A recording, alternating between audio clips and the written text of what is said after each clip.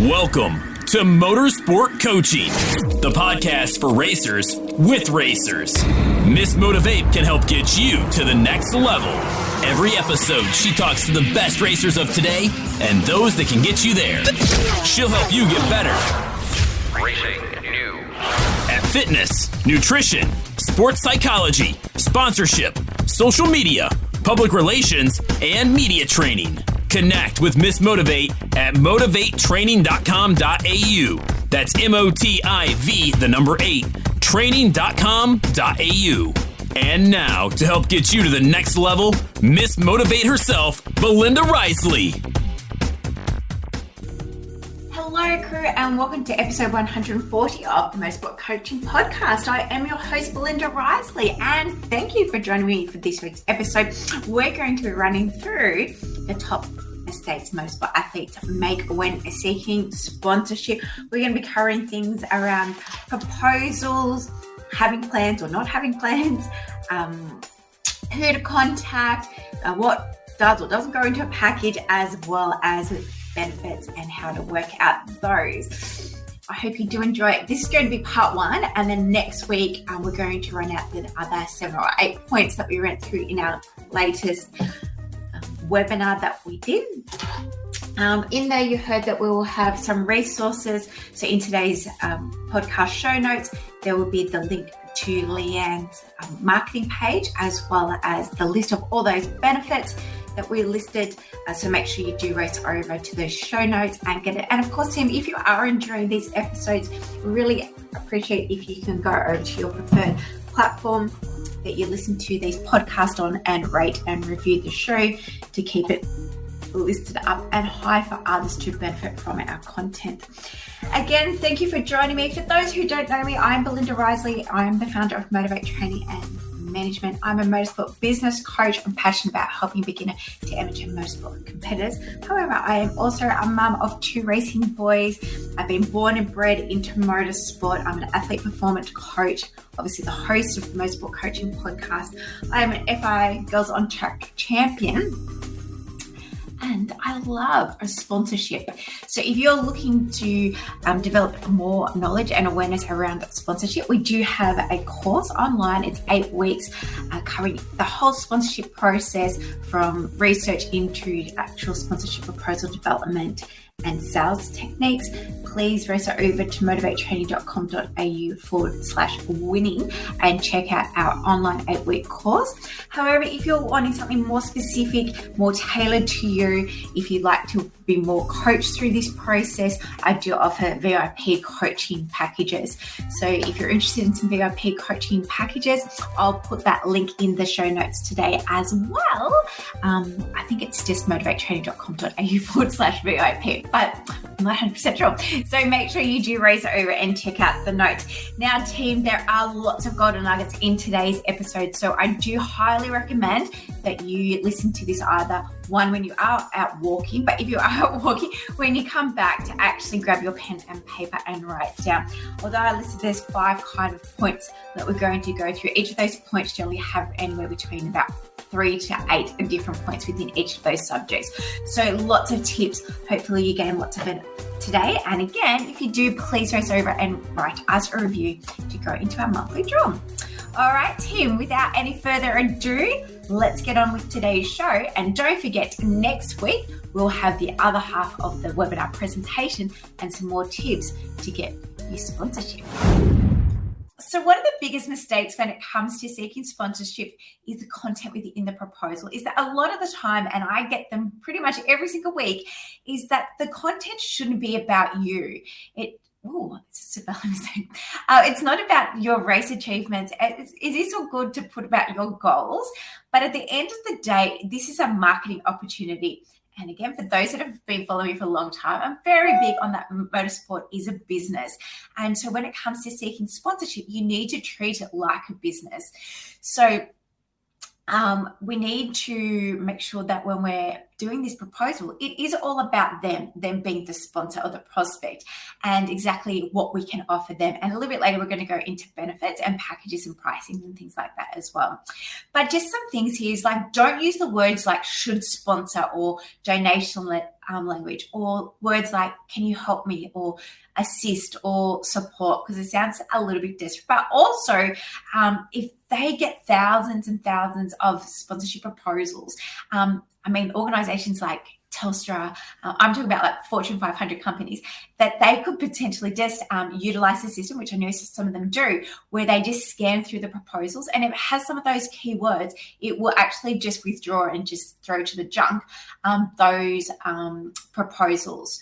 So you want to ensure that when the language that you're speaking is aligned with the prospect that you're talking to. And as you can see, language is noted down the bottom. And so when I'll just keep going on that point, is that a language is roundabout when you're sending out a proposal. It also needs to be in that sponsor's tone of voice or their language. So basically, if they're really a fun, funky brand, you're wanting your proposal to be fun and funky. But maybe if you are going to a Fortune 500, you may want to put it a little bit more professional and change the wording a little bit and really like key on to, hone in onto those key points that you are trying to offer and getting that point across straight away. When you are doing a proposal team, please hesitate about putting their logo on it. At the moment, you don't actually have any relationship with them, so they can actually get you for trademarking breaches as well as doing mock-up livery. Now, if they've asked for that, that's fine, but certainly don't go out of your way to do that in the first place and waste your money and time to get that done when it could be within a breach of their trademark. So just be careful of that. Also, don't use lots of photos within the proposal. At the end of the day, they're really looking for the content. They're wanting to know what is your marketing offer and how can you help them get more business pretty much at the end of the day. So it's okay to have like one or two kind of photos. I recommend to have probably like one or two photos, like you're definitely a photo of you in the flesh, no helmet, no sunnies, but also maybe one of the race team as well, or one of like with you in front of your vehicle and or out on the track, but kind of limiting this. You really like to underfold because you don't want it to be about the photos. You want to be around about the content and again the services that you can offer that sponsor. The other thing there is we've been talking about adding demographics, and so those things about those things. Sorry, team, just go. So unprofessional of it, isn't it?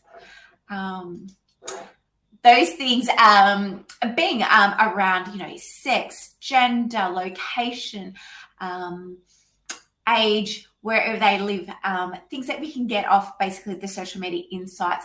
But now sponsors are looking for more around like what is your I can't even talk now. The psychographics of that. So what is that target market specifically? Within the course, we go into great details around what psychographics are. Thank you, I can now say it. And how you work that out. But if you don't know, I highly recommend that you research a little bit more around about psychographics. And another thing, because it didn't fit on number one, is that don't write things around tax deduction within your proposal because, again, Motorsport is a business. And as you're doing business with a business, it is a business transaction. So it's always going to be tax deductible because it's a marketing activation or it's a marketing activity for the organization. So they can always write it off a tax anyway.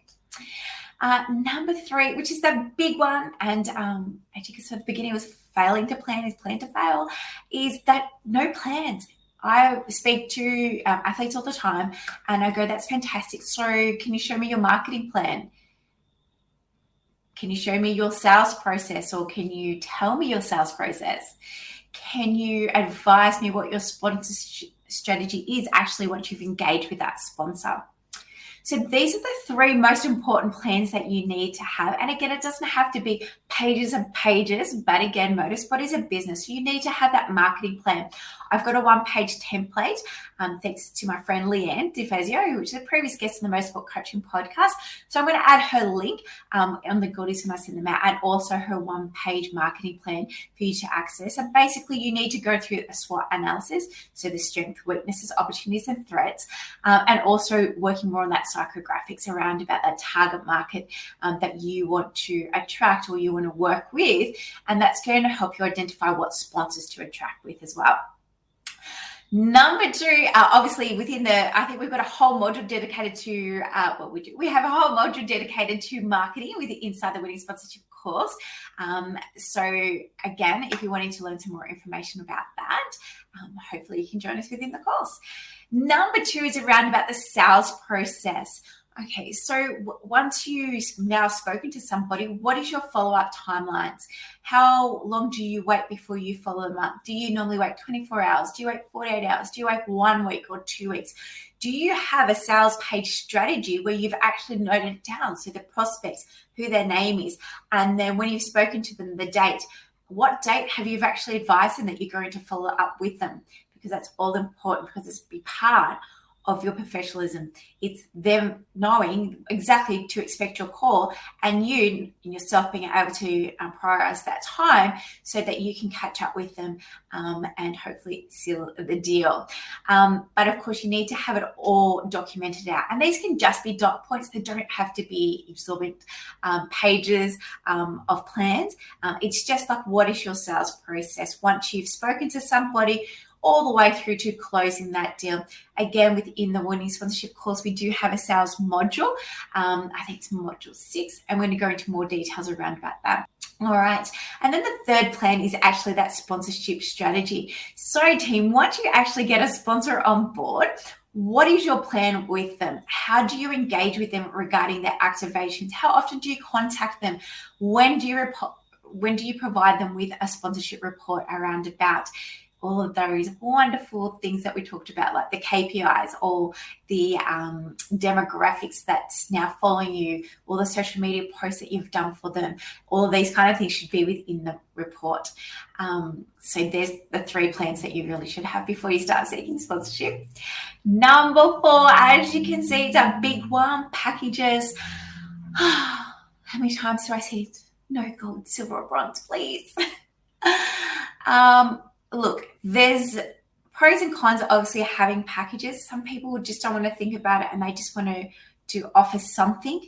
My personal opinion is that if you have a package, you potentially can market yourself out altogether of gaining a sponsor, because maybe what you are offering could be like too high and outside of their budget, or vice versa. Maybe something that you're offering could be too low and they actually had more scope to give you more money. It's okay, though, to have brands. So it kind of goes from gold, silver, bronze to like your principal partner to your major and to your supporting sponsors. Again, we go into more details within that Winning Sponsorship course around about how to identify those bands and what does each of those bands really mean.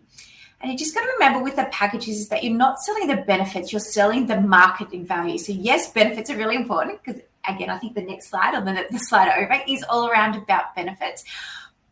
But it's about, again, what can you offer? What is the marketing value? Motorsport is marketing opportunities, motorsport marketing. So sometimes, yes, you see things advertised being motorsport sponsorship, and other times you might see it being advertised as motorsport marketing. Those two things are exactly the same thing. It's just the wording, and generally the wording means different things in different parts of the world.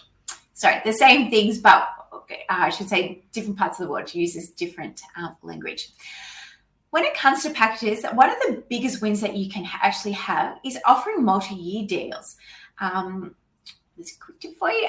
So a lot of the times when I, again, are seeking sponsorship proposals or working with athletes, they're always like, oh, well, this year I need this much money. But ideally, you're wanting to race years and years ahead. So, and somebody to come actually on that journey with you and invest with you now and to continue on that journey with you in 5 years.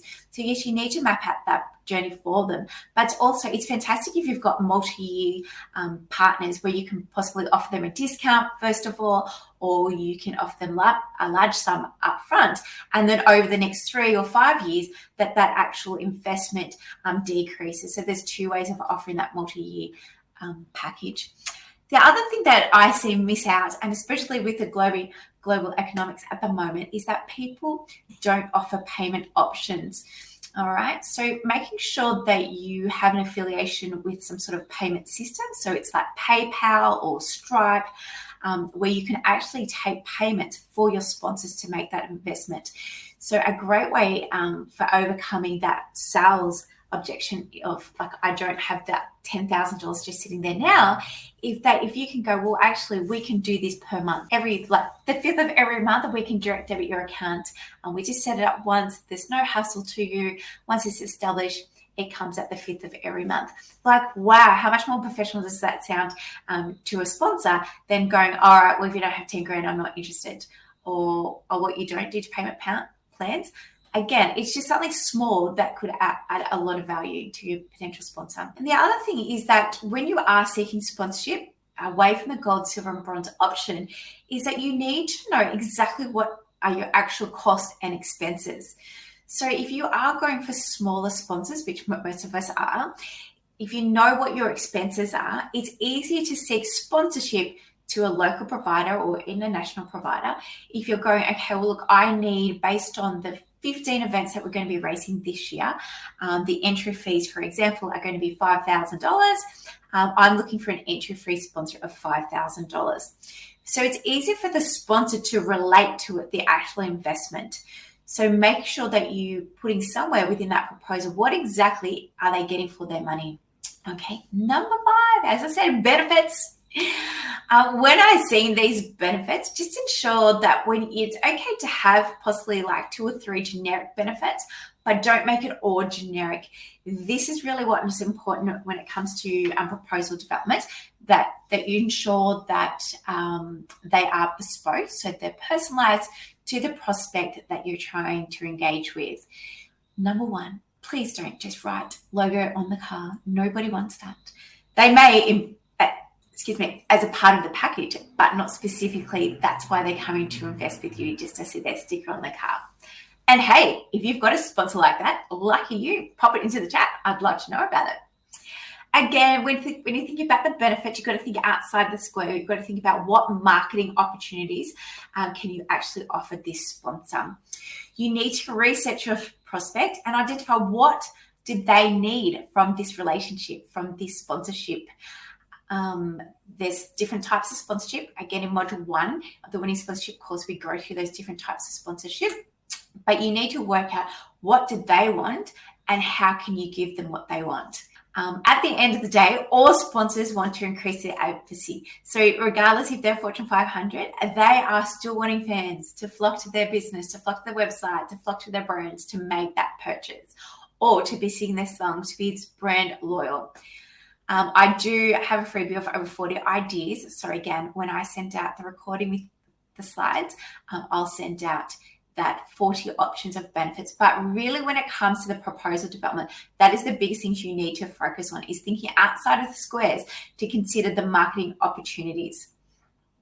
Number 6, who to contact. So again, that's always the biggest questions I get. Belinda, who do we contact? The brand manager is always good. The brand manager has money and has forecast and pretty much sits over the top of the sponsorship manager. And again, it's really dependent on the organization that you're trying to target, and hence why you need to research to know who is the right person within the organization that you are trying to contact. But the brand manager normally sits over the top of the sponsorship manager. They've got money, they've got focus, they know what's their head's objective, where they're going, what they're trying to achieve, so they are the person. If not, then try and contact a local regional manager, because they can be a spokesperson to try and get up into a national level if you're wanting to get national sponsors. The marketing manager, again, they would generally have some more money and more better flexibility than what the actual sponsorship manager does. And then, of course, the general manager in those smaller business. But the most important thing is when you are contacting them is just to be unique. Like something like Telstra, they get over 2,000 sponsorship proposals every month. So if you're just sending an email saying, hey, invest in me because I'm good, I can guarantee you, like I said, they've got the AI system now, they would just bin it straight away. It won't even get opened. So you need to be unique when you're contacting people. Again, think about their brand. Think about the prospect's brand. Can you do something quirky? Can you just do a video? Can you actually go and meet with them face to face, which is obviously ideal if you can. But think outside the square when it comes to contacting sponsors with a marketing offer. Number 7 is a big one. So most of the time, and I keep harping on it, is that people don't allocate enough time to researching this prospect. Again, this is the most critical component to being successful, is that you can showcase that you have done your research.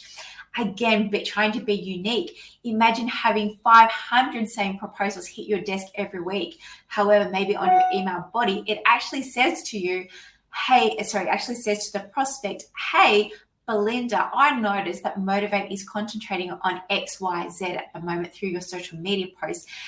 And I've got an idea how I can help you increase your sales, your reach, and blah, blah, blah. That is going to get my attention and make me open that proposal. So research. And again, when we think about motorsports and sponsorship, everybody kind of gets stuck on just we can only go to motorsport brands. No, have a look around at all the different categories and see the different types of sponsors everybody has on board. That's one of my favorite things on the weekend. I can watch any category of motorsports and I kind of jot down a whole list of different sponsors that are on board, all the vehicles, and to see, why are they sponsoring these people? What are they trying to get out of it? But more importantly, when you're trying to look for sponsors, think outside of motorsport. So think about your current skill sets. Can you play the piano? Can you cook? Do you love cooking? So things like you could contact a pasta company. You could do piano playing outside of this conference for one of your sponsors. And that's going to be more exciting than having corporate hospitality. Okay. Think about the hobbies and the other interests that you have external to motorsports. All of these is what's going to make those marketing opportunities feel exciting and for you to be able to easily identify what you can offer them. Get ready for the race. Do you feel one step closer to being the next superstar behind the wheel? MotivateTraining.com.au for more. MOTIV, 8, training.com.au. The green flag. Every episode gets you one step closer to the checkered flag. The Motorsport Coaching Podcast, getting you to the checkered flag faster.